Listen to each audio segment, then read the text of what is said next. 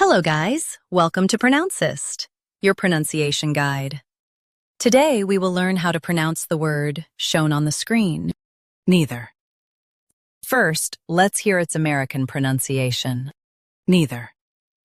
Neither. Now, read the syllables of U.S. pronunciation shown on the screen naturally. Neither. Neither.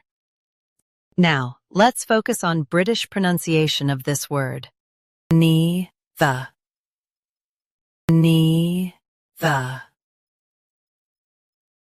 Now, read the syllables of British pronunciation shown on the screen naturally. The. The. U.S. Neither drops the last UK. Neither keeps it. Practice repeatedly and you'll soon be able to say this word perfectly. The best way to practice is to repeat the syllable multiple times. The meaning of the word is not one or the other.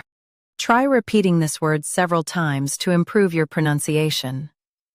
We post daily videos on useful and commonly mispronounced words to help you speak clearly and confidently. Like this video and subscribe to Pronouncist for more pronunciation guides. Thanks for watching us.